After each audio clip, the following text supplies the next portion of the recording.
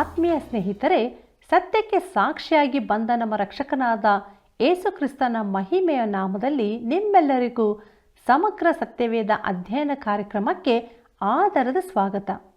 ಕಾರ್ಯಕ್ರಮ ವೀಕ್ಷಿಸಿ ಅಮೂಲ್ಯವಾದ ಕರೆಗಳು ಮಾಡಿ ನಮ್ಮನ್ನು ಬೆಂಬಲಿಸಿದ್ದಕ್ಕಾಗಿ ವಂದನೆಗಳು. ಪ್ರಿಯರೇ, ಪಾಪಕ್ಕೆ ದಾಸರಾದರೆ ಮರಣವೇ ಫಲ, ವಿಧೇಯತ್ವಕ್ಕೆ ದಾಸರಾದರೆ ನೀತಿಯ ಫಲ. ಇದು ದೇವರ ನಿಯಮವಾಗಿದೆ. ಪಾಪದ ದಾಸತ್ವದಿಂದ ಹೇಗೆ ಬಿಡುಗಡೆ ಹೊಂದುವುದು ಎಂಬುದನ್ನು ತಿಳಿಯಲು ಬಯಸುವಿರಾ? ಹಾಗಾದರೆ ಆಸಕ್ತಿಯಿಂದ ಕಾರ್ಯಕ್ರಮ ವೀಕ್ಷಿಸಿ ಸತ್ಯವನ್ನು ತಿಳಿದುಕೊಳ್ಳಿರಿ. ಬನ್ನಿರಿ, ನಮ್ಮ ಅಧ್ಯಯನವನ್ನು ಪ್ರಾರಂಭಿಸೋಣ. ಕರ್ತನಲ್ಲಿ ಪ್ರೀತಿಯುಳ್ಳ ದೇವಜನರೇ, ನಮ್ಮ ರಕ್ಷಕನಾದ ಯೇಸು ಕ್ರಿಸ್ತನ ಅತೀ ಮಧುರವಾದ ನಾಮದಲ್ಲಿ ನಿಮ್ಮನ್ನು ವಂದಿಸುತ್ತಾ ಇಂದಿನ ಸತ್ಯವೇದ ಅಧ್ಯಯನಕ್ಕೆ ಬಹು ಪ್ರೀತಿಯಿಂದ ಆಹ್ವಾನಿಸುತ್ತೇನೆ. ಇಂದು ನಾವು ಯೋಹಾನನು ಬರೆದ ಸುವಾರ್ತೆ 8ನೇ ಅಧ್ಯಾಯ 23ರಿಂದ 59 ವಚನಗಳನ್ನು ಧ್ಯಾನ ಮಾಡಿಕೊಳ್ಳೋಣ. ನೋಡಿರಿ, ಈ ಕಡೆ ದಿನಮಾನಗಳಲ್ಲಿ ನಾವೆಲ್ಲರೂ ದೇವರ ವಾಕ್ಯದ ಜ್ಞಾನದಲ್ಲಿ ಬೆಳೆದು ಇತರರನ್ನೂ ಸಹ ಬೆಳೆಸೋಣ ಮತ್ತು ಒಟ್ಟಾಗಿ ನಾವು ಯೇಸು ಕ್ರಿಸ್ತನ 2ನೇ ಬರೋಣಕ್ಕಾಗಿ ನಮ್ಮನ್ನು ನಾವು ಸಿದ್ಧಪಡಿಸಿಕೊಳ್ಳೋಣ. ನಮ್ಮ ಇಂದಿನ ಧ್ಯಾನವನ್ನು ಆರಂಭಿಸುವ ಹಾಗೆ ದಯಮಾಡಿ ನಿಮ್ಮ ಸತ್ಯವೇದದಲ್ಲಿ ಯೋಹಾನನು ಬರೆದ ಸುವಾರ್ತೆ 8ನೇ ಅಧ್ಯಾಯ 23ನೇ ವಚನವನ್ನು ನನ್ನೊಂದಿಗೆ ಗಮನಿಸಿರಿ. ಅಲ್ಲಿ ನಾವು ಹೀಗೆ ನೋಡುತ್ತೇವೆ: ಆತನು ಅವರಿಗೆ, ನೀವು ಕೆಳಗಿನವರು, ನಾನು ಮೇಲಿನವನು, ನೀವು ಈ ಲೋಕದವರು, ನಾನು ಈ ಲೋಕದವನಲ್ಲ ಎಂಬುದಾಗಿ. ಕರ್ತನಲ್ಲಿ ಪ್ರಿಯರೇ, ಇದಕ್ಕೆ ಸಮವಾದ ಯೋಚನೆಯನ್ನು ಅಪೊಸ್ತಲನಾದ ಪೌಲನು ಕೊರಿಂಥದವರಿಗೆ ಬರೆದ 1ನೇ ಪತ್ರಿಕೆ 2ನೇ ಅಧ್ಯಾಯ 14ನೇ ವಚನದಲ್ಲಿ ನಾವು ಗಮನಿಸುತ್ತೇವೆ. ಮನುಷ್ಯ ಸ್ವಭಾವದವರು ಯಾರಾದರೂ ಅವನ ಬುದ್ಧಿಶಕ್ತಿಯು ಹೆಚ್ಚಾಗಿದ್ದರೆ ಮನುಷ್ಯನ ಜ್ಞಾನವನ್ನು ತಿಳಿದುಕೊಳ್ಳಬಹುದು. ಆದರೆ ದೇವರ ಜ್ಞಾನವು ಈ ರೀತಿಯಾದದ್ದಲ್ಲ. ಹೌದು ಪ್ರಿಯರೇ, ದೇವರಾತ್ಮನು ಮಾತ್ರ ಯೇಸು ಕ್ರಿಸ್ತನ ವಿಚಾರದಲ್ಲಿ ನಮಗೆ ತಿಳಿಸಲು ಸಾಧ್ಯ. ಇದನ್ನೇ ಯೇಸು ಕ್ರಿಸ್ತನು ಇಲ್ಲಿ ಹೇಳಿದ್ದು. ಮುಂದುವರೆದು ನಾವು 24ನೇ ವಚನವನ್ನು ಓದುವಾಗ ಅಲ್ಲಿ ಹೀಗೆ ಬರೆದದೆ: ಆದದರಿಂದ ನೀವು ನಿಮ್ಮ ಪಾಪಗಳಲ್ಲಿಯೇ ಸಾಯುವಿರೆಂದು ನಿಮಗೆ ಹೇಳಿದನು. ನನ್ನನ್ನು ಆತನೆಂದು ನೀವು ನಂಬದೇ ಹೋದರೆ ನಿಮ್ಮ ಪಾಪಗಳಲ್ಲಿಯೇ ಸಾಯುವಿರೆಂದು ಹೇಳಿದನೋ ಎಂಬುದಾಗಿ. ಕರ್ತನಲ್ಲಿ ನನ್ನ ಪ್ರಿಯ ಆತ್ಮೀಯ ಬಂಧುಗಳೇ, ಮನುಷ್ಯನು ಪಾಪಿಯಾಗಿರುವುದರಿಂದ ಸಾಯುತ್ತಾನೆ. ಅದು ಪಾಪದ ಸ್ವಾಭಾವಿಕ ಪರಿಣಾಮವೇ ಆಗಿದೆ. ನೋಡಿರಿ, ಒಬ್ಬನು ಮರಣದ ಹಾಸಿಗೆಯಲ್ಲಿರುವಾಗ ರಕ್ಷಣೆ ಹೊಂದಬಹುದೋ? ಹೌದು, ಅವನು ಯೇಸು ಕ್ರಿಸ್ತನನ್ನು ತನ್ನ ಸ್ವಂತ ರಕ್ಷಕನೆಂದು ಅಂಗೀಕಾರ ಮಾಡುವುದಾದರೆ ರಕ್ಷಣೆ ಹೊಂದಬಹುದು. ಆದರೆ ನೀವು ಯಹೂದ್ಯರ ಹಾಗೆ ಕ್ರಿಸ್ತನನ್ನು ತಿರಸ್ಕಾರ ಮಾಡುತ್ತಲೇ ಹೋಗಬಹುದು. ಹೀಗೆ ಕ್ರಿಸ್ತನನ್ನು ತಿರಸ್ಕಾರ ಮಾಡುತ್ತಾ ಹೋದರೆ ಕಡೆಗೆ ಆತನನ್ನು ಅಂಗೀಕಾರ ಮಾಡುವ ಮನಸ್ಸು ಬರದೇ ಇರಬಹುದು. ದಯಮಾಡಿ ಆಲೋಚಿಸಿ ನೋಡಿರಿ.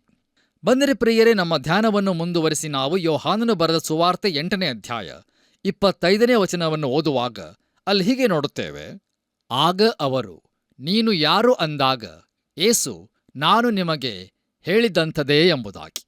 ಕರ್ತನಲ್ಲಿ ನನ್ನ ಪ್ರಿಯ ಆತ್ಮೀಯ ಸ್ನೇಹಿತರೆ, ಯೇಸು ಕ್ರಿಸ್ತನ ಸೇವೆ ಮತ್ತು ಆತನ ಕಾರ್ಯಾಚರಣೆ ಏನು ಎಂಬುದರ ಕುರಿತಾಗಿ ಯಹೂದ್ಯರಿಗೆ ತಿಳಿದಿರಲಿಲ್ಲ. ಆತನ ಕೆಲಸವಾಗಲಿ ಆತನನ್ನಾಗಲಿ ಅವರು ತಿಳಿದಿರಲಿಲ್ಲ. ನಿನ್ನ ತಂದೆ ಎಲ್ಲಿದ್ದಾನೆ? ಇವನು ತನ್ನನ್ನು ತಾನೇ ಕೊಂದುಕೊಳ್ಳುತ್ತಾನ? ನೀನು ಯಾರು? ಈ ರೀತಿಯಾದ ಪ್ರಶ್ನೆಗಳನ್ನು ಅವರು ಕೇಳುತ್ತಾರೆ. ತನ್ನ ವಿಚಾರದಲ್ಲಿ ತನ್ನ ಮಾತುಗಳು ಯಾವಾಗಲೂ ಒಂದೇ ಎಂದು ಯೇಸು ಕ್ರಿಸ್ತನು ಹೇಳಿದನು. ತಾನು ಮೆಸ್ಸಿಯನು, ಈ ಲೋಕದ ರಕ್ಷಕನು ಎಂದು ಹೇಳುತ್ತಾ ಬಂದನು. ಮುಂದುವರೆದು ನಾವು 26ನೇ ವಚನವನ್ನು ಓದುವಾಗ ಅಲ್ಲಿ ಹೀಗೆ ಬರೆದದೆ: ನಿಮ್ಮ ವಿಷಯದಲ್ಲಿ ಮಾತಾಡುವುದಕ್ಕೂ ನಿಮ್ಮ ಮೇಲೆ ತೀರ್ಪು ಮಾಡುವುದಕ್ಕೂ ಅನೇಕ ಸಂಗತಿಗಳು ನನಗುಂಟು. ಆದರೆ ನನ್ನನ್ನು ಕಳುಹಿಸಿಕೊಟ್ಟಾತನು ಸತ್ಯವಂತನು. ಆತನಿಂದ ನಾನು ಕೇಳಿದವುಗಳನ್ನೇ ಲೋಕಕ್ಕೆ ಹೇಳುತ್ತೇನೆ ಅಂದನು ಎಂಬುದಾಗಿ. ಕರ್ತನಲ್ಲಿ ಪ್ರಿಯರೇ, ದಯಮಾಡಿ ಗಮನಿಸಿರಿ. ತನ್ನ ಮಾತುಗಳು ಹಾಗೂ ಕ್ರಿಯೆಗಳು ತನ್ನ ತಂದೆಯಾದ ದೇವರು ಅಪೇಕ್ಷೆ ಮಾಡುವಂಥದೇ ಎಂದು ಯೇಸುಕ್ರಿಸ್ತನು ಹೇಳುತ್ತಾ ಬಂದಿದ್ದನು. ತಂದೆಯಾದ ದೇವರು ನನ್ನನ್ನು ಕಳುಹಿಸಿದ್ದಾನೆ ಎಂತಲೂ ತನ್ನ ತಂದೆಯ ಚಿತ್ತದಂತೆ ನಾನು ನಡೆಯುತ್ತಾ ಇದ್ದೇನೆ ಎಂದು ಆತನು ಹೇಳಿದನು. ಹೌದು, ಆತನು ತನ್ನ ಸ್ವಂತ ಬುದ್ಧಿ ಇಲ್ಲವೇ ಮನಸ್ಸಿಗೆ ಸರಿಯಾಗಿ ನಡೆದುಕೊಳ್ಳಲಿಲ್ಲ. ನೋಡಿರಿ, ದೇವರ ಸೇವಕರಾದ ನಮಗೆ ಇದು ಒಳ್ಳೆಯ ಮಾದರಿಯಾಗಿದೆ. ನಾವು ನಮ್ಮ ಸ್ವಂತ ಬುದ್ಧಿಗೆ ಸರಿಯಾಗಿರುವ ಸಂದೇಶಗಳನ್ನು ನೀಡದೆ ನಾವು ದೇವರ ಮಾತುಗಳನ್ನೇ ತಿಳಿಸಬೇಕು. ಬನ್ನಿರಿ ನಮ್ಮ ಧ್ಯಾನವನ್ನು ಮುಂದುವರಿಸಿ ನಾವು ಯೋಹಾನನು ಬರೆದ ಸುವಾರ್ತೆ 8ನೇ ಅಧ್ಯಾಯ 27ನೇ ವಚನವನ್ನು ಓದುವಾಗ ಅಲ್ಲಿ ಹೀಗೆ ನೋಡುತ್ತೇವೆ. ಆತನು ತಂದೆಯನ್ನು ಸೂಚಿಸಿ ಇದನ್ನು ಹೇಳಿದನೆಂದು ಅವರಿಗೆ ಗೊತ್ತಾಗಲಿಲ್ಲ ಎಂಬುದಾಗಿ. ಕರ್ತನಲ್ಲಿ ಪ್ರಿಯ ದೇವಜನರೇ, ಅವರು ಎಲ್ಲಾ ವಿಷಯಗಳನ್ನು ತಪ್ಪಾಗಿ ಅರ್ಥ ಮಾಡಿಕೊಂಡರು. ಯಾಕಂದರೆ ಅವರು ಈ ಲೋಕದವರಾಗಿದ್ದರಿಂದ ಪರಲೋಕದ ವಿಷಯಗಳನ್ನು ಅವರು ತಿಳಿಯಲಿಲ್ಲ. ಮುಂದುವರೆದು ನಾವು 28ನೇ ವಚನವನ್ನು ಓದುವಾಗ ಅಲ್ಲಿ ಹೀಗೆ ನೋಡುತ್ತೇವೆ. ಹೀಗಿರಲಾಗಿ ಏಸು, ನೀವು ಮನುಷ್ಯಕುಮಾರನನ್ನು ಎತ್ತರದಲ್ಲಿಟ್ಟಾಗ ಇವನೇ ಆತನೆಂದು ತನ್ನಷ್ಟಕ್ಕೆ ತಾನೇ ಏನೂ ಮಾಡದೆ ತಂದೆಯು ತನಗೆ ಬೋಧಿಸಿದ ಹಾಗೆ ಅದನ್ನೆಲ್ಲ ಮಾತಾಡಿದನೆಂದು ನನ್ನ ವಿಷಯವಾಗಿ ನಿಮಗೆ ತಿಳಿಯುವುದು ಎಂಬುದಾಗಿ. ಕರ್ತನಲ್ಲಿ ನನ್ನ ಪ್ರಿಯ ಸಹೋದರ ಸಹೋದರಿಯರೇ, ಯೇಸುಕ್ರಿಸ್ತನು ತನ್ನನ್ನು ಮನುಷ್ಯಕುಮಾರನು ಎಂದು ಹೇಳುವಾಗ ಆತನು ದಾನಿಯೇಲನ ಪ್ರವಾದನಾ ಗ್ರಂಥ 7ನೇ ಅಧ್ಯಾಯ 13 ಹಾಗೂ 14ನೇ ವಚನಗಳನ್ನು ನೆನಪು ಮಾಡಿಕೊಳ್ಳುತ್ತಾನೆ. ಮನುಷ್ಯಕುಮಾರನು ಮೊದಲಿನಿಂದಲೇ ಇದ್ದವನಾಗಿ ಬಂದು ಈ ಲೋಕಕ್ಕೆ ಅಧಿಪತಿಯಾಗಲಿಕ್ಕಿದ್ದಾನೆ. ಇಲ್ಲಿ ಯೇಸುಕ್ರಿಸ್ತನು ತನಗೆ ಮುಂದಕ್ಕೆ ಆಗಲಿರುವ ಶಿಲುಬೆಯ ಮರಣ ಹಾಗೂ ಸಿಂಹಾಸನಕ್ಕೆ ಬಾಧ್ಯನಾಗುವ ವಿಷಯದಲ್ಲಿ ಹೇಳುತ್ತಿದ್ದಾನೆ. ನೋಡಿರಿ, ಯೇಸುಕ್ರಿಸ್ತನ ಮರಣ ಹಾಗೂ ಪುನರುತ್ಥಾನದ ನಂತರ ಈ ಧಾರ್ಮಿಕ ನಾಯಕರಲ್ಲಿ ಅನೇಕರು ಆತನನ್ನು ನಂಬಿದರು. ಯೆರೂಸಲೇಮಿನ ಯಾಜಕರಲ್ಲಿಯೂ ಕೂಡ ಅನೇಕರು ಆತನನ್ನು ನಂಬಿದರು ಎಂಬುದಾಗಿ ವೈದ್ಯನಾದ ಲೂಕನು ಬರೆದಿರುವ ಅಪೋಸ್ತಲರ ಕೃತ್ಯಗಳ ಪುಸ್ತಕದಲ್ಲಿ ಬರೆದದೆ. ಆತನು ಈಗ ಇದನ್ನು ಹೇಳುತ್ತಿದ್ದಾನೆ. ತಾನು ಹೇಳಿದವನು ಆತನೇ ಎಂಬುದಾಗಿ ಮುಂದೆ ಅವರು ನಂಬುವರು ಎಂದು. ಆತನು ಯಾರು, ಯಾತಕ್ಕಾಗಿ ಬಂದನು ಎನ್ನುವಂಥದ್ದನ್ನು ಆತನ ವಿಮೋಚನಾರ್ಥವಾದ ಮರಣವು ನಮಗೆ ವಿವರಿಸುತ್ತದೆ. ದಯಮಾಡಿ ಗಮನಿಸಿರಿ, ಆತನು ಏನು ಮಾಡಿದ್ದಾನೆ ಎಂದು ತಿಳಿಯದೆ ಆತನು ಯಾರು ಎಂದು ತಿಳಿದುಕೊಳ್ಳುವುದು ಅಸಾಧ್ಯ. ದಯಮಾಡಿ ಆಲೋಚಿಸಿ ನೋಡಿರಿ. ಬನ್ನಿರಿ ಪ್ರಿಯರೇ, ನಮ್ಮ ಧ್ಯಾನವನ್ನು ಮುಂದುವರಿಸಿ ನಾವು ಯೋಹಾನನು ಬರೆದ ಸುವಾರ್ತೆ 8ನೇ ಅಧ್ಯಾಯ 29 ಹಾಗೂ 30ನೇ ವಚನಗಳನ್ನು ಓದುವಾಗ ಅಲ್ಲಿ ಹೀಗೆ ನೋಡುತ್ತೇವೆ. ನನ್ನನ್ನು ಕಳುಹಿಸಿಕೊಟ್ಟಾತನು ನನ್ನ ಸಂಗಡ ಇದ್ದಾನೆ. ನಾನು ಆತನಿಗೆ ಮೆಚ್ಚಿಕೆಯಾದದ್ದನ್ನು ಯಾವಾಗಲೂ ಮಾಡುವುದರಿಂದ ಆತನು ನನ್ನನ್ನು ಒಂಟಿಗನಾಗಿ ಬಿಡಲಿಲ್ಲ ಅಂದನು. ಆತನು ಈ ಮಾತುಗಳನ್ನಾಡುವಾಗ ಅನೇಕರು ಆತನಲ್ಲಿ ನಂಬಿಕೆ ಇಟ್ಟರು ಎಂಬುದಾಗಿ. ಕರ್ತನಲ್ಲಿ ಪ್ರಿಯ ದೇವಜನರೇ, ನಾವು ಒಂದು ದಿವಸದ ಕೆಲಸ ಕಾರ್ಯಗಳನ್ನು ಮುಗಿಸಿದ ನಂತರ ಹಿಂದಿರುಗಿ ನೋಡಿದಾಗ ನಾನು ಹೀಗೆ ಮಾಡಬೇಕಿತ್ತು ಎಂದು ಎಣಿಸಿಕೊಂಡ ಅನೇಕ ಸಂದರ್ಭಗಳು, ಆದರೆ ಯೇಸುಕ್ರಿಸ್ತನಿಗೆ ತಾನು ಮುಗಿಸಿದ ಯಾವ ದಿನಕ್ಕಾದರೂ ಪಶ್ಚಾತ್ತಾಪ ಪಡುವ ಸಂದರ್ಭ ಇರಲಿಲ್ಲ. ಯಾಕಂದರೆ ಆತನು ಯಾವಾಗಲೂ ತನ್ನ ತಂದೆ ಚಿತ್ತದಂತೆಯೇ ಮಾಡುತ್ತಿದ್ದನು. ಅದನ್ನೇ ಆತನು ಬಹಳ ಸ್ಪಷ್ಟವಾಗಿ ಈ ವಾಕ್ಯ ಭಾಗದಲ್ಲಿ ತಿಳಿಸಿರುವನು. ನಮ್ಮ ಧ್ಯಾನವನ್ನು ಮುಂದುವರಿಸಿ ನಾವು ಯೋಹಾನನ ಬರೆದ ಸುವಾರ್ತೆ 8ನೇ ಅಧ್ಯಾಯ 31 ಹಾಗೂ 32ನೇ ವಚನಗಳನ್ನು ಓದುವಾಗ ಅಲ್ಲಿ ಹೀಗೆ ನೋಡುತ್ತೇವೆ. ಆಗ ಏಸು ತನ್ನನ್ನು ನಂಬಿದ ಯೆಹೂದ್ಯರಿಗೆ, ನೀವು ನನ್ನ ವಾಕ್ಯದಲ್ಲಿ ನೆಲೆಗೊಂಡವರಾದರೆ ನಿಜವಾಗಿ ನನ್ನ ಶಿಷ್ಯರಾಗಿದ್ದು ಸತ್ಯವನ್ನು ತಿಳಿದುಕೊಳ್ಳುವಿರಿ, ಮತ್ತು ಸತ್ಯವು ನಿಮ್ಮನ್ನು ಬಿಡುಗಡೆ ಮಾಡುವುದು ಎಂದು ಹೇಳಿದನು ಎಂಬುದಾಗಿ. ಕರ್ತನಲ್ಲಿ ಪ್ರಿಯರೇ, ನಂಬಿಕೆಯೇ ನಮ್ಮನ್ನು ರಕ್ಷಣೆ ಮಾಡುತ್ತದೆ. ಆದರೆ ನಂಬಿಕೆ ಮಾತ್ರ ಸಾಕಾಗುವುದಿಲ್ಲ, ಅದು ಮುಂದಿನದನ್ನು ಉಂಟು ಮಾಡುತ್ತದೆ. ನೋಡಿರಿ, ಒಬ್ಬನು ಯೇಸುಕ್ರಿಸ್ತನ ಮೇಲೆ ನಂಬಿಕೆಯನ್ನು ಇಟ್ಟಾಗ ಆತನ ವಾಕ್ಯದಲ್ಲಿ ಮುಂದೆ ಹೋಗಲು ಬಯಸುತ್ತಾನೆ. ರಕ್ಷಕನ ಜೊತೆಗೆ ಮುಂದೆ ಹೋಗುವುದೇ ನಂಬಿಕೆಯ ಗುರುತಾಗಿದೆ. ಸಭಾಕಾರ್ಯಗಳಲ್ಲಿ ಆಸಕ್ತಿಯಿಂದ ಇದ್ದು ದೇವರ ವಾಕ್ಯದ ಧ್ಯಾನದಲ್ಲಿ ಆಸಕ್ತಿ ಇಲ್ಲದ ಅನೇಕರನ್ನು ನಾವು ನೋಡುತ್ತೇವಲ್ಲವೇ? ಹೀಗೆ ಇರುವವರು ಸಭೆಗೆ ತುಂಬಾ ಅಪಾಯಕಾರಿಗಳಾಗಿರುತ್ತಾರೆ. ಯೇಸುಕ್ರಿಸ್ತನು ತಾನೇ ಹೀಗೆ ಹೇಳಿದನು, ಸತ್ಯವು ನಿಮ್ಮನ್ನು ಬಿಡುಗಡೆ ಮಾಡುವುದು ಎಂಬುದಾಗಿ. ಹೌದು ಪ್ರಿಯರೇ, ಯೇಸುಕ್ರಿಸ್ತನು ಲೋಕದ ರಕ್ಷಕನಾಗಿದ್ದಾನೆ ಎಂಬುದೇ ಆ ಸತ್ಯ ಆಗಿದೆ. ನಾವು ಮೊದಲು ಆತನನ್ನು ರಕ್ಷಕನನ್ನಾಗಿ ಅಂಗೀಕಾರ ಮಾಡುತ್ತೇವೆ. ನೋಡಿರಿ, ನಾವು ಯೇಸುಕ್ರಿಸ್ತನೊಟ್ಟಿಗೆ ಮುಂದೆ ಮುಂದೆ ಸಾಗುವಾಗ ನರಕದ ವಿಚಾರದಲ್ಲಿ ಚಿಂತೆ ಮಾಡುವ ಅಗತ್ಯವಿಲ್ಲ. ನಾವು ಕ್ರಿಸ್ತೀಯ ಜೀವಿತವನ್ನು ಮಾಡಬೇಕೆಂದು ಆತನು ನಮ್ಮನ್ನು ಒತ್ತಾಯ ಮಾಡುವುದೇ ಇಲ್ಲ. ಪ್ರಿಯರೇ, ನಾವು ಆತನನ್ನು ನಂಬಬೇಕು ಮತ್ತು ಆತನು ನಮ್ಮಲ್ಲಿ ವಾಸ ಮಾಡಲು ಅವಕಾಶ ಮಾಡಿಕೊಡಬೇಕು. ಹೌದು ಪ್ರಿಯರೇ, ನಾವು ಆತನಿಗೆ ವಶವಾಗುವಾಗ ನಾವು ಸ್ವತಂತ್ರರಾಗುತ್ತೇವೆ. ಮುಂದುವರಿದು ನಾವು ಯೋಹಾನನು ಬರೆದ ಸುವಾರ್ತೆ 8ನೇ ಅಧ್ಯಾಯ 33 ವಚನಗಳನ್ನು ಓದುವಾಗ ಅಲ್ಲಿ ಹೀಗೆ ನೋಡುತ್ತೇವೆ. ಅದಕ್ಕವರು, ನಾವು ಅಬ್ರಹಾಮನ ಸಂತಾನದವರು, ನಾವು ಯಾರಿಗೂ ಎಂದೂ ದಾಸರಾಗಿಲ್ಲ, ನಿಮಗೆ ಬಿಡುಗಡೆಯಾಗುವುದೆಂದು ನೀನು ಹೇಳುವುದು ಹೇಗೆ ಅಂದರು ಎಂಬುದಾಗಿ. ಕರ್ತನಲ್ಲಿ ನನ್ನ ಪ್ರಿಯ ಆತ್ಮೀಯ ಸ್ನೇಹಿತರೆ, ಇದನ್ನು ಅವರು ಹೇಳುವಾಗ ಅವರು ಸುಳ್ಳು ಹೇಳುವವರಾಗಿದ್ದರು. ನೋಡಿರಿ, ಅವರು ಐಗುಪ್ತದಲ್ಲಿಯೂ ಹಾಗೂ ಬಾಬೇಲಿನಲ್ಲಿಯೂ ದಾಸರಾಗಿದ್ದರು. ಈ ಮಾತುಗಳನ್ನು ಹೇಳುವಾಗಲೂ ಸಹ ಅವರು ರೋಮ್ ಸರ್ಕಾರದ ಬಿಗಿ ಮುಷ್ಟಿಯೊಳಗಿದ್ದರು. ಆದರೂ ಅವರು ತಮ್ಮ ವಿಚಾರದಲ್ಲಿ ಹೀಗೆ ಸುಳ್ಳು ಹೇಳುತ್ತಾ ಇದ್ದಾರೆ. ಮುಂದುವರಿದು ನಾವು ಯೋಹಾನನು ಬರೆದ ಸುವಾರ್ತೆ 8ನೇ ಅಧ್ಯಾಯ 34-38 ವಚನಗಳನ್ನು ಓದುವಾಗ ಅಲ್ಲಿ ಹೀಗೆ ನೋಡುತ್ತೇವೆ. ಅದಕ್ಕೆ ಯೇಸು, ನಿಮಗೆ ನಿಜ ನಿಜವಾಗಿ ಹೇಳುತ್ತೇನೆ, ಪಾಪ ಮಾಡುವವರೆಲ್ಲರೂ ಪಾಪಕ್ಕೆ ದಾಸರಾಗಿದ್ದಾರೆ. ದಾಸನು ಮನೆಯಲ್ಲಿ ಶಾಶ್ವತವಾಗಿ ಇರುವುದಿಲ್ಲ, ಮಗನು ಶಾಶ್ವತವಾಗಿ ಇರುವನು. ಆದದರಿಂದ ಮಗನು ನಿಮ್ಮನ್ನು ಬಿಡುಗಡೆ ಮಾಡಿದರೆ ನಿಜವಾಗಿ ನಿಮಗೆ ಬಿಡುಗಡೆಯಾಗುವುದು. ನೀವು ಅಬ್ರಹಾಮನ ಸಂತಾನದವರು ನಿಜ, ಆದರೂ ನನ್ನ ವಾಕ್ಯವು ನಿಮ್ಮಲ್ಲಿ ಸಾಗದೇ ಇರುವ ಕಾರಣ ನನ್ನನ್ನು ಕೊಲ್ಲುವುದಕ್ಕೆ ನೋಡುತ್ತೀರಿ. ನಾನು ತಂದೆಯ ಬಳಿಯಲ್ಲಿ ನೋಡಿದ್ದನ್ನು ಹೇಳುತ್ತೇನೆ, ನೀವು ತಂದೆಯಿಂದ ಕೇಳಿದ್ದನ್ನು ಮಾಡಿರಿ ಅಂದನು ಎಂಬುದಾಗಿ. ಕರ್ತನಲ್ಲಿ ಪ್ರಿಯರೇ, ದಯಮಾಡಿ ಗಮನಿಸಿರಿ. ಅವರು ಆತ್ಮಿಕವಾಗಿಯೂ ಭೌತಿಕವಾಗಿಯೂ ಸ್ವತಂತ್ರರಾಗಿರಲಿಲ್ಲ. ನಾವು ಅಬ್ರಹಾಮನ ಸಂತತಿಯವರು ಎಂದು ಅವರು ಹೇಳಿದರು. ಆದರೂ ಯೇಸುಕ್ರಿಸ್ತನನ್ನು ಕೊಲ್ಲಲು ನೋಡಿದರು. ಹೌದು ಪ್ರಿಯರೇ, ಪಾಪ ಮಾಡುವವರೆಲ್ಲರೂ ಪಾಪಕ್ಕೆ ದಾಸರಾಗಿದ್ದಾರೆ. ಇದು ವರ್ತಮಾನ ಕಾಲದಲ್ಲಿ ಇದೆ. ನೋಡಿರಿ, ನಾವು ಪಾಪದ ಜೀವಿತದಲ್ಲಿ ಮುಂದೆ ಹೋಗುತ್ತಾ ಇದ್ದರೆ ನಾವು ಪಾಪಕ್ಕೆ ದಾಸರಾಗಿದ್ದೇವೆ. ಪ್ರಿಯರೇ, ಪಾಪ ಮಾಡದೆ ನಾನು ಒಂದು ದಿನವಾದರೂ ಇರಬಹುದು ಎಂದು ನಾನು ಆಲೋಚನೆ ಮಾಡುತ್ತೇನೆ ಮತ್ತು ಆಶ್ಚರ್ಯಪಡುತ್ತೇನೆ. ಆದರೆ ದೇವರ ಮಕ್ಕಳು ಪ್ರತಿದಿನವೂ ತಂದೆಯ ಬಳಿಗೆ ಬಂದು ಪಾಪಗಳನ್ನು ಅರಿಕೆ ಮಾಡುತ್ತಾರೆ. ಆದರೆ ಸೈತಾನನ ಮಕ್ಕಳು ಇದನ್ನು ಎಂದಿಗೂ ಮಾಡುವುದಿಲ್ಲ. ರೋಮಾಪುರದವರಿಗೆ ಬರೆದ ಪತ್ರಿಕೆ 6ನೇ ಅಧ್ಯಾಯ 16ನೇ ವಚನದ ಅರ್ಥವು ಇದೇ ಆಗಿದೆ. ಅಲ್ಲಿ ಹೀಗೆ ಬರೆದದೆ, ನೀವು ಯಾವನಿಗೆ ದಾಸರಂತೆ ವಿಧೇಯರಾಗುತ್ತೇವೆಂದು ನಿಮ್ಮನ್ನು ಒಪ್ಪಿಸಿಕೊಡುತ್ತೀರೋ ಆ ಯಜಮಾನನಿಗೆ ದಾಸರಾಗಿಯೇ ಇರುವಿರೆಂದು ನಿಮಗೆ ಗೊತ್ತಿಲ್ಲವೋ? ಪಾಪಕ್ಕೆ ದಾಸರಾದರೆ ಮರಣವೇ ಫಲ, ನಂಬಿಕೆ ಎಂಬ ವಿಧೇಯತ್ವಕ್ಕೆ ದಾಸರಾದರೆ ನೀತಿಯೇ ಫಲ ಎಂಬುದಾಗಿ. ಕರ್ತನಲ್ಲಿ ನನ್ನ ಪ್ರಿಯ ಆತ್ಮೀಯ ಬಂಧುಗಳೇ, ಯೇಸುಕ್ರಿಸ್ತನು ಈಗ ಹೃದಯಕ್ಕೆ ತಾಗುವ ರೀತಿಯಲ್ಲಿ ಪ್ರಾರಂಭಿಸುತ್ತಾನೆ. ನೋಡಿರಿ, ಒಬ್ಬ ಕೆಲಸಗಾರನು ಬಂದು ನಿನಗಾಗಿ ದಿನದ ಕೆಲಸವನ್ನು ಮಾಡುತ್ತಾನೆ. ಆದರೆ ಮಗನು ಬಂದು ತನ್ನ ಬಟ್ಟೆಗಳನ್ನು ತೆಗೆದಿಟ್ಟು ಕುಳಿತುಕೊಂಡು ವಿಶ್ರಾಂತಿಯನ್ನು ಪಡೆದುಕೊಳ್ಳುತ್ತಾನೆ, ಯಾಕಂದರೆ ಅವನು ಮಗನಾಗಿದ್ದಾನೆ. ನೋಡಿರಿ, ಈ ಅಧಿಕಾರಿಗಳು ಈ ಅರ್ಥದಲ್ಲಿ ದೇವರ ಮಕ್ಕಳು ಅಲ್ಲ ಎಂದು ಯೇಸುಕ್ರಿಸ್ತನು ಅವರಿಗೆ ತಿಳಿಸುತ್ತಿದ್ದಾನೆ. ಅವರು ಆಗ ದೇವಾಲಯದ ಒಳಗೆ ಇದ್ದರು, ಆದರೆ ಅಲ್ಲಿ ಅವರಿಗೆ ಹೆಚ್ಚು ಕಾಲ ಇರಲು ಆಗಲಿಲ್ಲ. ಯಾಕಂದರೆ ಕ್ರಿಸ್ತಶಕ 70ನೇ ಇಸವಿಯಲ್ಲಿ ಟೈಟಸ್ ಚಕ್ರವರ್ತಿ ಬಂದು ಅವರೆಲ್ಲರನ್ನೂ ಸೆರೆ ಹಿಡಿದು ದಾಸರನ್ನಾಗಿ ಮಾರಿದನು.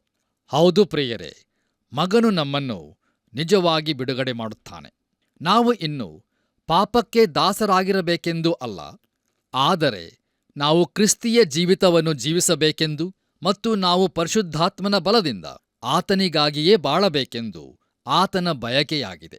ದೇವರ ನಾಮಕ್ಕೆ ಸ್ತೋತ್ರವಾಗಲಿ.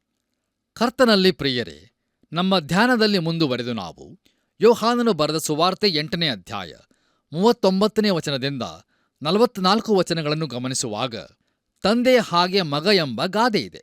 ಪ್ರಿಯರೇ, ದಯಮಾಡಿ ಕಾರ್ಯಕ್ರಮದ ನಂತರ ಈ ವಾಕ್ಯ ಭಾಗವನ್ನು ನೀವು ಓದಿಕೊಳ್ಳಬೇಕೆಂದು ನಿಮ್ಮನ್ನು ಪ್ರೀತಿಯಿಂದ ಕೇಳಿಕೊಳ್ಳುತ್ತೇನೆ. ನೋಡಿರಿ, ಅವರು ತಾವು ಅಬ್ರಹಾಮನ ಮಕ್ಕಳು ಎಂದು ಹೇಳಿಕೊಂಡರೂ ಸಹ ಯೇಸು ಅವರಿಗೆ ಹೇಳುತ್ತಾನೆ, ನೀವು ನಿಜವಾಗಿಯೂ ಅಬ್ರಹಾಮನ ಮಕ್ಕಳಾಗಿದ್ದರೆ ಅಬ್ರಹಾಮನ ಹಾಗೆ ನಡೆಯುತ್ತಿದ್ದಿರಿ. ಆದರೆ ಅದರ ಬದಲು ಅವರು ಆತನನ್ನು ಕೊಲ್ಲುವುದಕ್ಕೆ ಆಲೋಚನೆ ಮಾಡುತ್ತಿದ್ದರು. ಆದ್ದರಿಂದ ಅವರು ಅಬ್ರಹಾಮನ ಮಕ್ಕಳಾಗಿರದೆ ಸೈತಾನನ ಮಕ್ಕಳಾಗಿದ್ದಾರೆ. ಪ್ರಿಯರೇ, ದಯಮಾಡಿ ಗಮನಿಸಿರಿ, ಸೈತಾನನು ಕೊಲೆಗಾರನು ಮತ್ತು ಸುಳ್ಳಿಗೆ ಮೂಲನಾಗಿದ್ದಾನೆ. ಅವರು ಅವನ ಹಾಗೆ ನಡೆಯುವ ಅವನ ಮಕ್ಕಳಾಗಿದ್ದಾರೆ.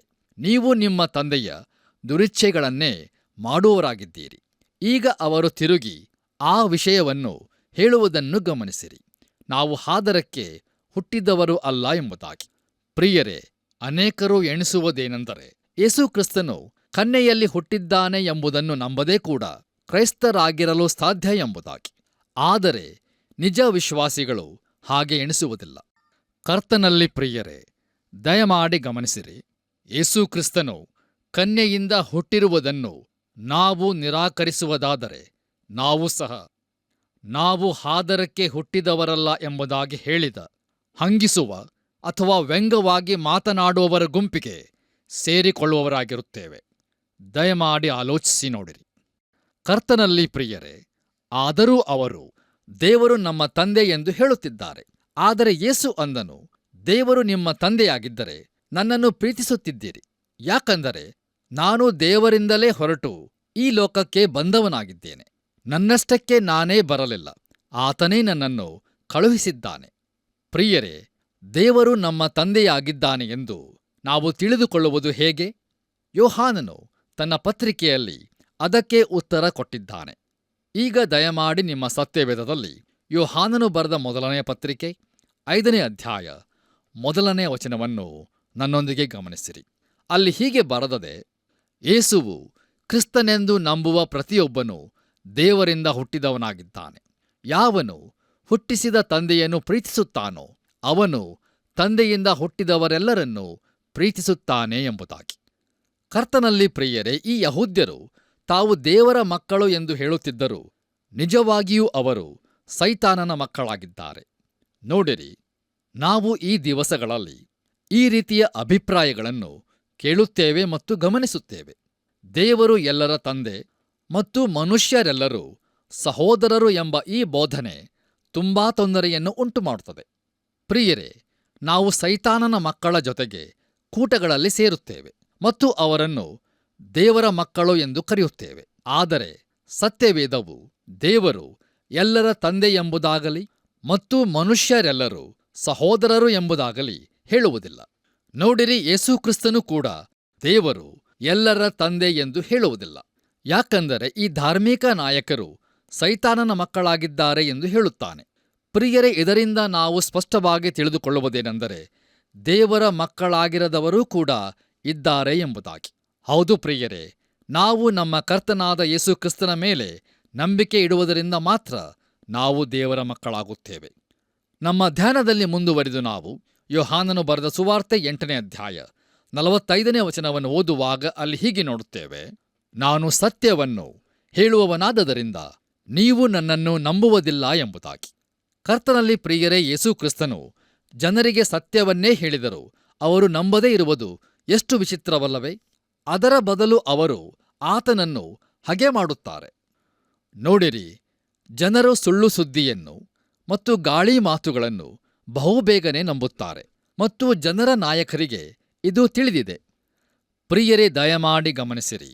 ಒಂದು ದೊಡ್ಡ ಸುಳ್ಳನ್ನು ಪದೇ ಪದೇ ಹೇಳುತ್ತಾ ಬಂದರೆ ಕಡೆಗೆ ಜನರು ಅದನ್ನೇ ಸತ್ಯವೆಂದು ನಂಬುತ್ತಾರೆಂದು ಹಿಟ್ಲರ್ ತನ್ನ ಪುಸ್ತಕದಲ್ಲಿ ಬರೆದಿದ್ದಾನೆ. ಪ್ರಿಯರೇ, ಮುಂದುವರಿದು ನಾವು ಯೋಹಾನನು ಬರೆದ ಸುವಾರ್ತೆ 8ನೇ ಅಧ್ಯಾಯ 46ರಿಂದ 48 ವಚನಗಳನ್ನು ಓದುವಾಗ ಅಲ್ಲಿ ನಾವು ಹೀಗೆ ನೋಡುತ್ತೇವೆ, ನನ್ನಲ್ಲಿ ಪಾಪವನ್ನು ತೋರಿಸಿಕೊಡುವವರು ನಿಮ್ಮೊಳಗೆ ಯಾರಿದ್ದಾರೆ? ನಾನು ಸತ್ಯವನ್ನು ಹೇಳುವವನಾಗಿರುವಲ್ಲಿ ನೀವು ನನ್ನ ಮಾತನ್ನು ನಂಬದೇ ಇರುವುದು ಯಾಕೆ? ದೇವರಿಂದ ಹುಟ್ಟಿದವನು ದೇವರ ಮಾತುಗಳನ್ನು ಕೇಳುತ್ತಾನೆ. ನೀವು ದೇವರಿಂದ ಹುಟ್ಟದ ಕಾರಣ ಅವುಗಳನ್ನು ಕೇಳುವುದಿಲ್ಲ ಎಂದು ಹೇಳಿದನು.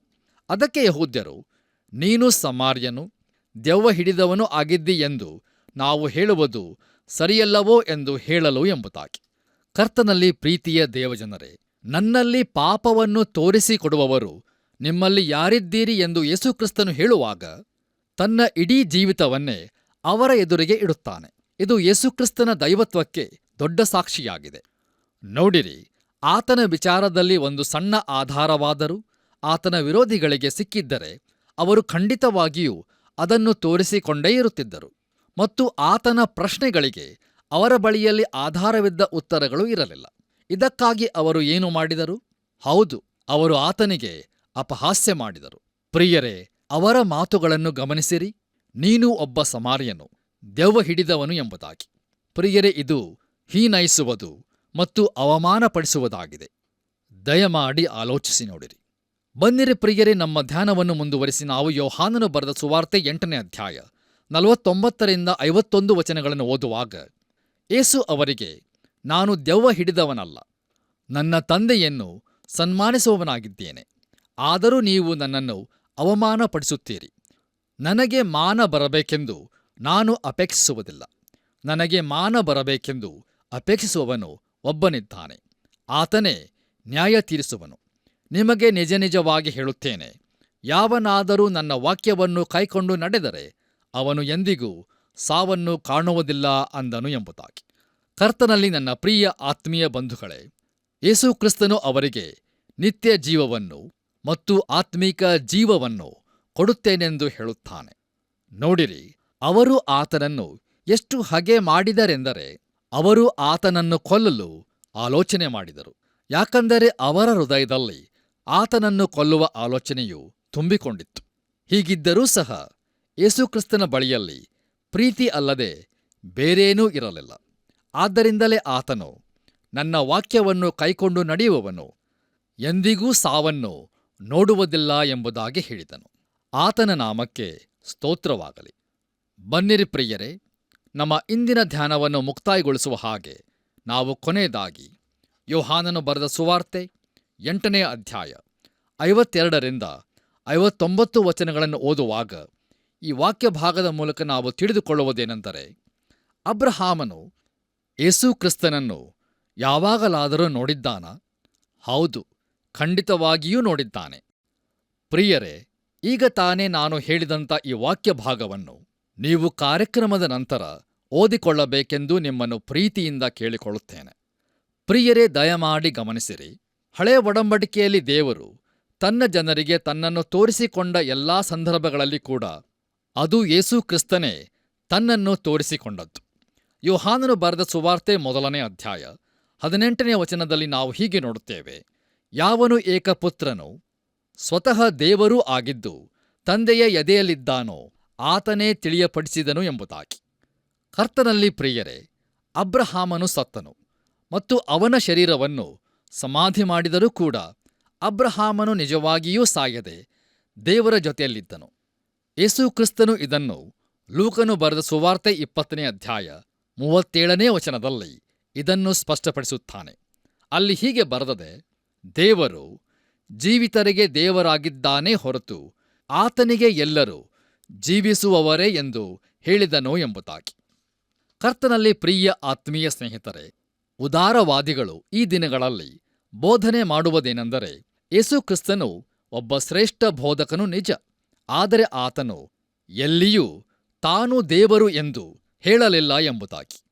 ಪ್ರಿಯರೇ, ಅಬ್ರಹಾಮನು ಹುಟ್ಟುವುದಕ್ಕಿಂತ ಮೊದಲು ನಾನು ಇದ್ದೇನೆ ಎಂಬುದಾಗಿ ಯೇಸು ಕ್ರಿಸ್ತನು ತಾನೇ ಹೇಳಿದನು. ಹೌದು, ಆತನು ಸದಾ ಇರುವ ದೇವರಾಗಿದ್ದಾನೆ. ಪ್ರಿಯರೇ, ಯಹೂದ್ಯರಿಗೆ ಇದು ಸರಿಯಾಗಿ ಅರ್ಥವಾಯಿತು, ಆತನು ಏನು ಹೇಳುತ್ತಿದ್ದಾನೆ ಎಂಬುದಾಗಿ. ಆದ್ದರಿಂದಲೇ ಅವರು ಯೇಸು ಕ್ರಿಸ್ತನು ದೇವದೂಷಣೆ ಮಾಡುತ್ತಿದ್ದಾನೆಂದು ಆತನನ್ನು ಕೊಲ್ಲಲು ನೋಡುತ್ತಿದ್ದರು. ಇಲ್ಲಿ ಯೇಸು ಕ್ರಿಸ್ತನು ಪ್ರಾಮುಖ್ಯ ವ್ಯಕ್ತಿಯಾಗಿದ್ದಾನೆ. ಆತನು ಯಹೂದ್ಯರ ಬಾಯನ್ನು ಕಟ್ಟಿದನು. ನೋಡಿರಿ, ಆತನ ವಿಚಾರದಲ್ಲಿ ಅವರು ಒಂದು ತೀರ್ಮಾನಕ್ಕೆ ಬರಲೇಬೇಕಾಗಿತ್ತು. ಕರ್ತನಲ್ಲಿ ಪ್ರಿಯರೇ, ನಾವು ಕೂಡ ಇವರ ಹಾಗೆ ಒಂದು ತೀರ್ಮಾನ ತೆಗೆದುಕೊಳ್ಳಲೇಬೇಕಾಗುತ್ತದೆ. ಆತನು ಸತ್ಯವಂತನಾಗಿದ್ದಾನೆ, ಇಲ್ಲವೇ ಸುಳ್ಳುಗಾರನಾಗಿದ್ದಾನೆ. ಒಂದು, ಆತನು ದೇವರು ರಕ್ಷಕನೂ ಆಗಿದ್ದಾನೆ, ಇಲ್ಲವೇ ಆತನು ಏನೂ ಅಲ್ಲ. ಪ್ರಿಯರೇ, ಇದರ ವಿಷಯದಲ್ಲಿ ನಾವು ತೀರ್ಮಾನ ಮಾಡಬೇಕು. ಪ್ರಿಯರೇ, ಒಂದು ವಿಷಯವನ್ನು ನಿಮ್ಮ ಜ್ಞಾಪಕದಲ್ಲಿಟ್ಟುಕೊಳ್ಳಿರಿ. ಅದೇನೆಂದರೆ, ನಾವು ಮಾಡುವ ತೀರ್ಮಾನದಲ್ಲಿ ಆತನು ಯಾರು ಎಂಬ ವಿಷಯವು ಬದಲಾಗುವುದಿಲ್ಲ. ಯಾಕಂದರೆ ಆತನೇ ಮಹೋನ್ನತನು, ಇರುವಾತನೇ ಆಗಿದ್ದಾನೆ. ಹೌದು, ಯೆಹೋವ ದೇವರು ನಿತ್ಯ ದೇವರು. ಆತನನ್ನು ಅಂಗೀಕಾರ ಮಾಡುವುದು ಇಲ್ಲವೇ ತಿರಸ್ಕಾರ ಮಾಡುವುದು ಅದು ನಮಗೆ ಬಿಟ್ಟ ವಿಚಾರವಾಗಿದೆ.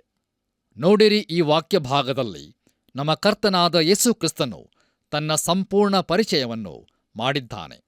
ತಾನು ಈ ಲೋಕಕ್ಕೆ ಬಂದ ವಿಚಾರ ಹಾಗೂ ಉದ್ದೇಶವನ್ನು ತಿಳಿಸಿದ್ದಾನೆ ಮತ್ತು ಆತನಿಂದ ಬೆಳಕನ್ನು ಹಾಗೂ ನಿತ್ಯ ಜೀವವನ್ನು ಹೊಂದಿಕೊಳ್ಳುವುದು ಅದು ನಮ್ಮ ಸೌಲಭ್ಯವಾಗಿದೆ. ಹಾಗಾದರೆ ಪ್ರಿಯರೇ, ಈ ವಿಚಾರದಲ್ಲಿ ನಿಮ್ಮ ತೀರ್ಮಾನವೇನು? ಸ್ವಲ್ಪ ಆಲೋಚಿಸಿ ನೋಡಿರಿ. ಹಾಗಾದರೆ ಪ್ರಿಯರೇ, ಈ ವಿಚಾರದಲ್ಲಿ ತಂದೆಯಾದ ದೇವರು ತನ್ನ ಆತ್ಮನ ಮೂಲಕ ನಿಮಗೆ ಜ್ಞಾನವನ್ನು ಕೊಟ್ಟು ನೀವು ಸರಿಯಾದ ತೀರ್ಮಾನವನ್ನು ತೆಗೆದುಕೊಳ್ಳುವಂತೆ ನಿಮಗೆ ಸಹಾಯ ಮಾಡಲಿ. ಯಾಕಂದರೆ ಆತನೇ ಸತ್ಯ ದೇವರು. ಪ್ರಿಯರೇ, ಇಂದಿನ ಸತ್ಯವೇದ ಅಧ್ಯಯನದಲ್ಲಿ ಯೇಸುವಿನ ಸ್ವಂತ ಜನರು ಅಂದರೆ ಯಹೂದ್ಯರು ಆತ್ಮಿಕವಾಗಿಯೂ ಭೌತಿಕವಾಗಿಯೂ ಸ್ವತಂತ್ರರಾಗಿರಲಿಲ್ಲ. ಆದರೆ ಅವರ ಆಲೋಚನೆ ತಾವು ಅಬ್ರಹಾಮನ ಸಂತತಿಯವರು, ದೇವರ ರಾಜ್ಯಕ್ಕೆ ಬಾಧ್ಯರು ಎಂಬುದಾಗಿತ್ತು. ಇದು ಅವರು ತಿಳಿದುಕೊಂಡ ತಪ್ಪಾಗಿತ್ತು. ಯೇಸುವಿನ ಮೇಲೆ ನಂಬಿಕೆ ಇಟ್ಟು ದೇವರಾತ್ಮನ ಮೂಲಕ ನಡೆಸಲ್ಪಡುವವರು ಮಾತ್ರ ದೇವರ ಮಕ್ಕಳು ಎಂಬ ಸತ್ಯ ನಾವು ತಿಳಿದುಕೊಂಡಿರುವುದರಿಂದ ದೇವರ ವಾಕ್ಯಕ್ಕೆ ವಿಧೇಯರಾಗಿ ಜೀವಿಸಿ ಆತನ ಆಶೀರ್ವಾದ ಹೊಂದಿಕೊಳ್ಳೋಣ. ಬನ್ನಿರಿ, ನಾವೀಗ ಪ್ರಾರ್ಥನೆಯನ್ನು ಮಾಡಿಕೊಳ್ಳೋಣ. ನಾನೇ ಮಾರ್ಗವೂ ಸತ್ಯವೂ ಜೀವವೂ ಆಗಿದ್ದೇನೆ ಎಂಬುದಾಗಿ ನುಡಿದಂಥ ಪ್ರೀತಿಯುಳ್ಳ ಯೇಸುವೆ, ನಿನ್ನ ಸತ್ಯ ಮಾರ್ಗದಲ್ಲಿ ನಮ್ಮ ಎಲ್ಲ ವೀಕ್ಷಕ ಬಾಂಧವರನ್ನು ನಡೆಸು. ಕ್ರಿಸ್ತೇಸುವನ್ನು ಅವರು ಕಂಡುಕೊಳ್ಳುವಂತೆ, ದೇವರ ರಾಜ್ಯಕ್ಕೆ ಅವರು ಸೇರಲಿಕ್ಕಾಗುವಂತೆ ಕೃಪೆ ಕೊಡು. ಅವರೆಲ್ಲ ಸಮಸ್ಯೆಗಳಲ್ಲಿ ನೀನೇ ಅವರಿಗೆ ಸಹಾಯಕನಾಗಿದ್ದು, ಆರೋಗ್ಯದ ಸ್ಥಿತಿಯಲ್ಲಿ ಯಾರ್ಯಾರು ಅನಾರೋಗ್ಯತೆಯಿಂದ ಕಷ್ಟಪಡ್ತಿದ್ದಾರೋ ಅವರನ್ನು ಸಹ ನೀನು ಮುಟ್ಟಿ ಅವರನ್ನು ಸ್ವಸ್ಥಪಡಿಸಿ ನಿನ್ನ ನೀಟಾದ ಮಾರ್ಗದಲ್ಲಿ ನಡೆಸು. ಒಬ್ಬೊಬ್ಬರನ್ನಾಗಿಯೂ ಕುಟುಂಬವಾಗಿಯೂ ನೀನು ಆಶೀರ್ವದಿಸು. ಯೇಸು ಕ್ರಿಸ್ತನ ಹೆಸರಿನಲ್ಲಿ ಬೇಡಿದ್ದೇವೆ ತಂದೆಯೇ, ಆಮೇನ್. ಪ್ರಿಯರೇ, ಯೇಸು ಕ್ರಿಸ್ತನ ಮೂಲಕ ನಾವು ದೇವರ ಮಕ್ಕಳಾಗುವ ಭಾಗ್ಯ ನಮಗೆ ಸಿಕ್ಕಿದೆ. ಈ ಅವಕಾಶವನ್ನು ಎಂದಿಗೂ ವ್ಯರ್ಥ ಮಾಡದೆ ಇತರರನ್ನು ಭಾಗ್ಯವಂತರನ್ನಾಗಿ ಮಾಡೋಣ. ಅನುದಿನವೂ ಮಿಸ್ ಕಾಲ್ ಮಾಡಿರಿ. ತಿರುಗಿ ಭೇಟಿಯಾಗೋಣ. ವಂದನೆಗಳು.